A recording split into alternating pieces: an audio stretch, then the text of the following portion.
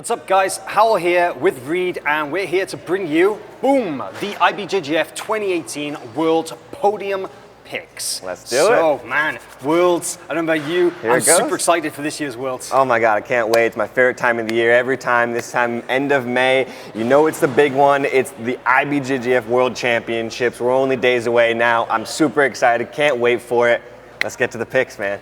Every black belt in the world, worth his salt, wants to win a gold medal here at the IBJJF World Championships, but not everybody can. There can only be one gold medalist in each division. Now, we're just going to pick a couple of weight divisions, some of the most competitive. Everyone's competitive, but we're going to start off with the featherweight division. Now, the featherweight this year, no clear champion going into this year. Of course, Cobrinha, clean sweep last year, got the Super Grand Slam, winning gold medals, everything. Well, he's not competing this year, so that leaves the door wide open. And my pick for the gold medal in the featherweight division, it's a really tough one considering how competitive it is, but I'm going with last year's silver medalist, Leo Sajoro, also known as Cascao of Brazilian top team. Now, he's coming off a great performance. He won gold at the King of Mats recently in Abu Dhabi. This guy is almost impossible to score on. Very rarely you see him stuck in a bad position, so he's my #1 pick. Very for the rest of the podium, I'm going to pick Marcio Andre for second place. Now, Marcio, gold medalist there at Europeans. Unfortunately, bad experience at Brazilian Nationals, cramped up and was not able to compete further than the semi-finals. Yikes. But, you know, he was like pretty much a lock for the final until that happened. Hopefully he can take care of that and he'll be back into the final against Cascao. And then I got two Americans as my bronze medalists, Gianni Grippo and Jamil Hill, both big talents, and I feel that they're really going to be right there at the end, but that's my podium.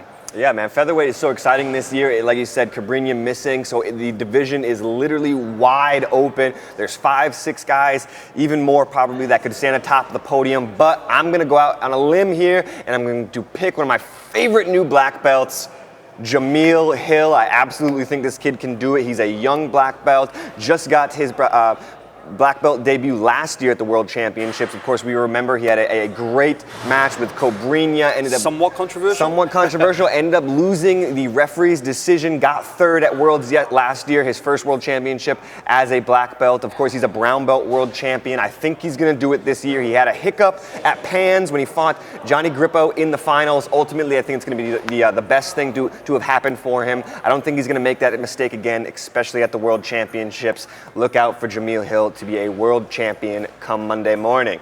And then on the rest of the guys, I'm picking up the same wavelengths you here. Wow. Marcio Andre, always a guy who's going to be in the top few, always vying for a contendership as well. He's got a good chance to win just as much as Jamil does. And Gianni Grippo, Leo Sajoro, Cascao, like you said, these are really, I think, the top 4 guys in the weight class, but plenty of other guys in there as well, like AJ Agazarm and stuff, who could play disruptors. Very, very interesting division. Going to have my eye on this one the entire time. Now, of course, just as a reminder, these picks are completely hypothetical right now, just based on the people who have signed up. We've no idea what the actual brackets will look like. Yep. So depending on how they're seeded and whether the route to the finals, this could actually be completely different. Could be very different. You know, hey, it's always good to just hypothesize, yeah, right? Yeah, so moving on to lightweight here, I really think this is going to be a new world championship. We have a lot of guys, like we said, Cobrinha not competing, Andre Galvao, Bernardo Faria. There's a lot of the legends, the old crowd,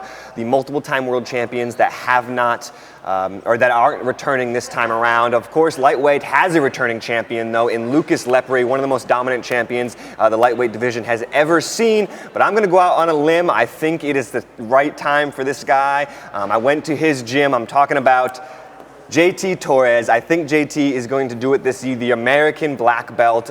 He is not a newcomer, but he has not won a world championship at the IBJJF level, black belt level yet, so I'm really excited to see how JT does out there. Is his year? I think this is his year. When I talked to JT when I was at the Central BJJ, you know, he said the #1 thing he thinks that is important in going into the World Championship is experience, and this is a guy who has it now.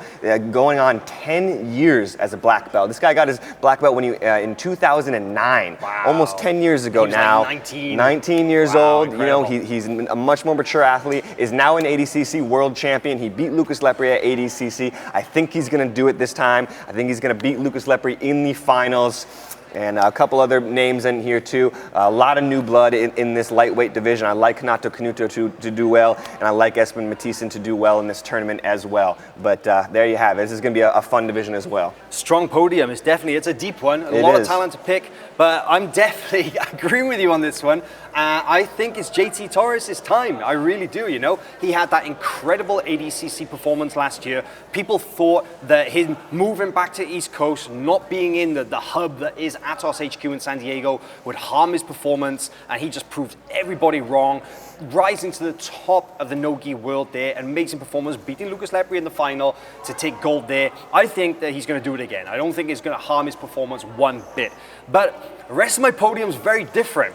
So Edwin Najmi, man, he's a killer. Now, you know, he's suffered somewhat from his all-attacking style, and he loses sometimes on advantages. He'll give up points in the search for the submission, but I'm seeing him ironing that out. I'm seeing going out there, catching some guys, and fighting his way through to the final. Not the first time he's been in the final. Of course, 2016, we saw him in the final against Lucas Lepri. I think he's going to get there again.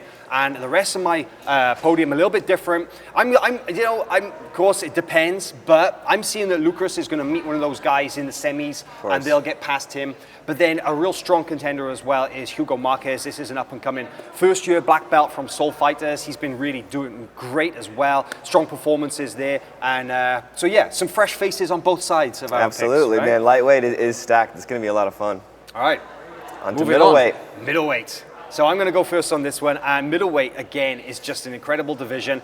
But there's one guy who's been in finals for 2 years running, and I'm seeing him coming back for the third, and that's Gabriel Arges of Gracie Barra. So, of course, he closed out with Otavio the year before last, and then last year beat Marcus Tinoco in the final. That was a huge match. And actually, I'm picking those two to meet in the final one more time, because Marcus has been on fire this year. He closed out Europeans with Isaac Baiense. He went to Pans, and he went to Brazilian Nationals. Man, that's some great experience, really fighting in all the major tournaments, leading into Worlds. I'm seeing those two meeting head-to-head in the final, but I'm going to give the edge to Gabriel Arges. I just feel that stylistically, it just plays a little bit more into Gabriel's favor. I think Marcus is super hungry. He's super talented, but, you know, just head-to-head, looking at it objectively, that's how I feel. But then, Yago D'Souza is back. He made it through to the final, lost narrowly to Marcus Tinoco. A little bit of a time away, a little bit rusty, gave up some points, but even getting to the final of Brazilian Nationals is a huge deal. Absolutely. And then this guy as well, Isaac Baiense, thought through to the finals there. Europeans closing out with Marcus, like we said. Isaac's on a roll as well, super active, fighting in Abu Dhabi, Guam, fighting all over the world. That's my podium for middleweight. Absolutely. It's hard to pick against Gabriel Arges. He's been the champion basically the last 2 years. Him and Otavio Souza closed out in 2016. But like you said, it's hard to pick against Gabriel Arges. But I will. No, I'm going to go out on a limb here. Like I said, I think there's going to be a lot of new blood in these black belt divisions, especially at the top of the podium. And I'm going to be taking Isaac Baiense to do this one this year. Young gun. The young gun. He's a new black belt as well. We've been watching Isaac for a long time. We've seen his game mature over these last several years. He was a little bit raw last year as well. Absolutely. Right? I think he was a little bit raw, but I think he's put in the work. You know, I know the Alliance guys. You went down there in Brazil and saw them. I know they're putting a new emphasis on winning the team trophy and on getting these guys who have chances to win, to letting them win. Isaac is a new face on the Alliance team. I think he's a new leader in that team. I think he's going to go out and lead by example. Like you said, he was a little raw last year. This guy can blow the doors off people, but now I think he's also capable of winning those razor-close matches. I like him to do it. I like him to do it against a couple others here. Gabriel Arges, I think that he's proven to be ahead of the pack as well. But, you know, like I said, I think it's Isaac's year. Marcus Tinoco, Otavio Souza, kind of the usual suspects, really, in the middleweight division. But I like the upset. Keep an eye out for Isaac Baiense. He won Marianas Open. He looks on fire. And correct me if I'm wrong, I really think he looks like he's competing with a chip on his shoulder these days. He's got something to prove. He does.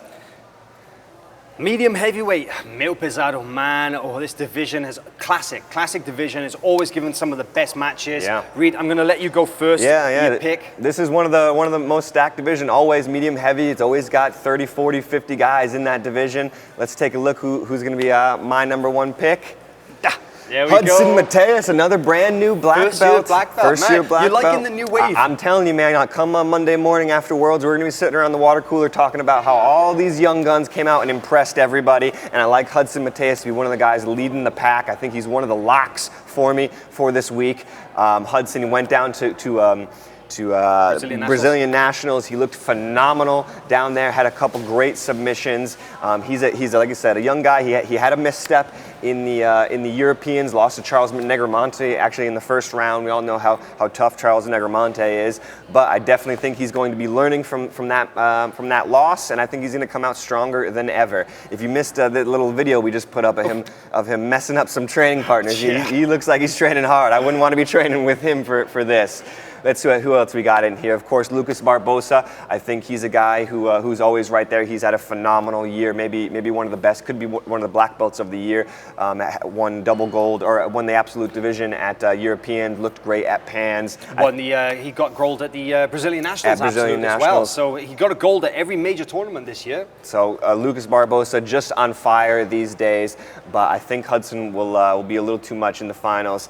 And Renato Cardoso, and a guy who maybe didn't expect to see in the medium heavyweight division, DJ Jackson, but I do like him. I went to Team Lloyd Irvin just a couple days ago, and seeing him and Tim Spriggs throw down, I mean, it's going to pay off, I promise. DJ can mess up anybody's plans. Yep, well, exactly. My podium is a little bit different because I'm going to pick Lucas as the gold medalist here. So he actually closed out the absolute division in Europeans with Keenan Cornelius. He closed out the medium heavyweight division with Gustavo Batista at Pans, and then he won the absolute division there at Brazilian Nationals, taking on some big names in the process. I think Lucas Hulk Barbosa, as he's known, man, he's on a roll. He's traveling a lot, he's competing a lot. I'm right there at Atos HQ in San Diego, training with some of the best guys in the world. I feel that this is possibly the best Lucas Barbosa we've ever seen, and this is his time. You know, he's yet to win the world medal at the gold medal at Worlds, but I feel that this is his time. He's going to go in strong.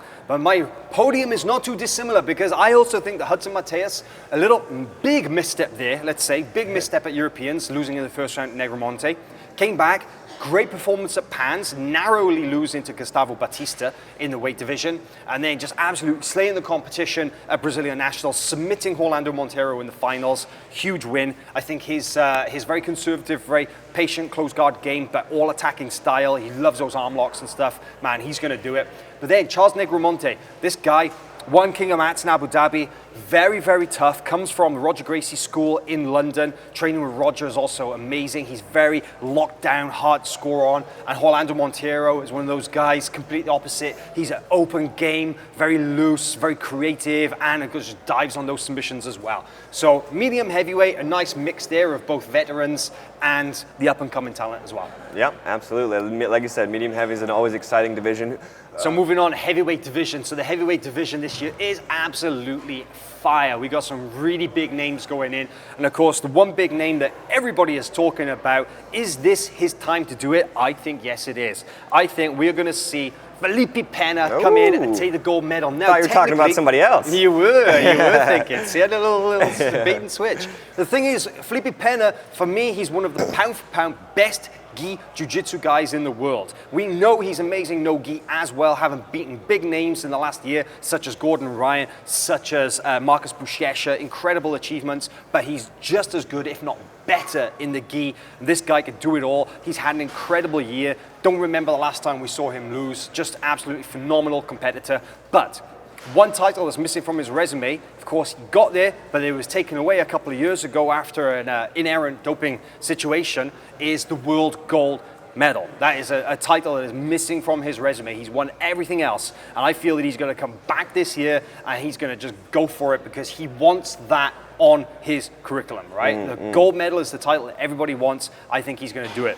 And I think he's going to have to face Keenan Cornelius in the final because Keenan is he's really on a hot streak. You know, he looked great at Europeans. I think he submitted all of his opponents at Europeans. He had a great performance at Pans, narrowly losing to Leandro Lowe, but then, you know, like going out and winning his weight category. He bumped up to super heavyweight. Well, he's back down at heavy this time. And then for the rest of the podium. Patrick Gojo is coming up to heavyweight. That's going to be just absolutely phenomenal. The guy's a beast as it is, a really physical guy, and I think the extra weight is going to help him a lot. And then Tim Spriggs, we saw him there at Pans. He looked great, and I feel that he's going to go out and he's going to get in some faces at Worlds and make it to the podium. But let's do it. Heavyweight, like you said, it's a stacked one. I'm going to go out on a limb here, though. I'm picking Keenan Cornelius. By the time it's his time. By the time Keenan Cornelius wins, though, after JT, after Jamil, it's going to be like after Mikey, he's going to be like the fourth American to win this week. So it's going to be a little old news. But no, absolutely, Keenan Cornelius. He's looked fantastic this year as well. Another guy who's never got a world gold medal. Yeah, that's very true. He's still chasing his first gold as well, but he looked phenomenal. Nobody could beat him at Pans, and then of course, I mean at Europeans. And of course, he lost to Leandro Lo at Pans. And it seems to be that Leandro Lo really is the only guy who can beat Keenan Cornelius, possibly Buchecha as well.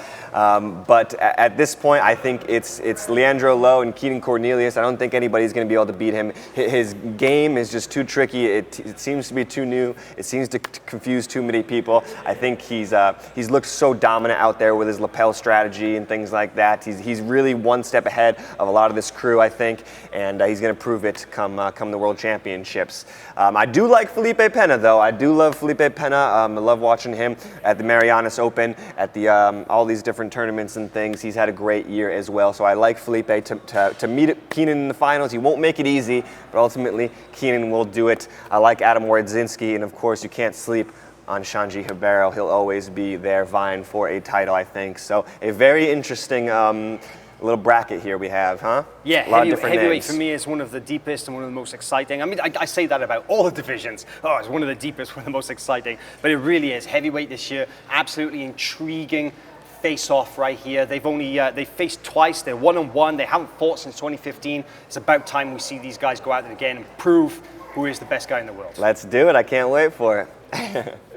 All right, so and then our super final. heavyweight. Yep, this is our final weight class. You want to go first on this one? Yeah, sure. Our final weight class here, super heavy. Very interesting fact to note here is that yes, the reigning champion from the super heavyweight division also not returning. We're going to be missing Herbert Santos, so another division that is very wide open. I'm going to go out, maybe not as wide open as many people think, because of course, one of my favorites to watch, Leandro Lo, is coming back. And ladies and gentlemen, I am here to tell you that the Leandro Lo era is not over. Yes, Marigali had a great run last year, but this is a new year, of course. Leandro hasn't been doing as many competitions. He hasn't been killing himself as much. He's coming into the super heavyweight division. So this would be a gold medal in another weight class. Light, middle heavy, and now super heavy. That's incredible, right? So not many people do what Leandro Lo does. He looked phenomenal at Pans. Nobody could beat him. He beat Keenan Cornelius. He beat the Surgeon Gutenberg Pereira. I like him to come back 2018 Worlds, get redemption in the finals over Nicholas Marigali. Of course, we are all big fans of Nicholas Marigali here, but like I said, mark my words, the Leandro Lo era is not over. I like Gutenberg and Muhammad Ali as well. Those guys look to be working hard, and they will be right there in the mix. But make no mistake, we are here to see Leandro Lo versus Nicholas Marigali run it back in the finals. I hope it happens. I can't wait for it. Yeah, it's the rematch we all want to see. It's the rematch everybody's talking about, but man, I think it's going to play out differently. As much as I like Leandro, a huge Leandro fan, I saw Nicholas Marigali training. I saw him in action recently at the Brazilian Nationals, just feet away as he just destroyed the opposition.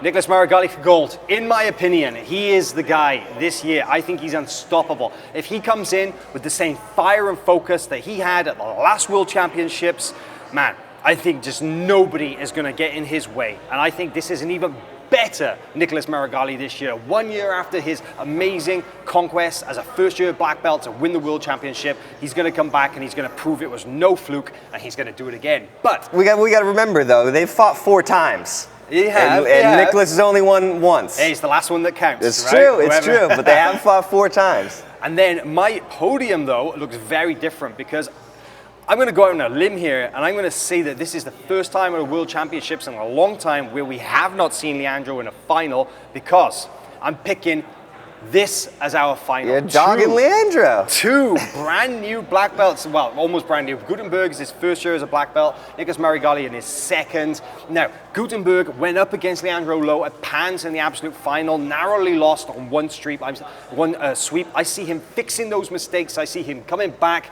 I see him hungry, and I see him wanting to fight for that gold medal, and he's going to meet Marigali in the final. However, they've got history. Marigali has submitted Gutenberg brown belt Pans back in 2016 and finished him there. But I think Leandro's still going to get to the podium though, but he's going to meet one of these guys in semis, and unfortunately his plans are going to be derailed. And then Luis Panzer, of course, the checkmate guy, great footlocker, never one to count out as well, but super heavyweight, man, so deep that really, that lower part of the podium could look totally different depending on how the brackets are. So, absolutely. Well, that is it for us. Remember, you can watch the 2018 IBJJF World Championships live or on demand on FloGrappling every match. It'll all be live and uploaded in our archives on the site later on. Man, if you miss this, you're gonna miss the best jiu-jitsu event of the year, right? This is can't miss jiu-jitsu, absolutely. If you're a jiu-jitsu fan, this is what to watch, absolutely. The divisions are stacked. I can't wait for it. We're gonna be there. It's gonna be a great time. We'll see you there.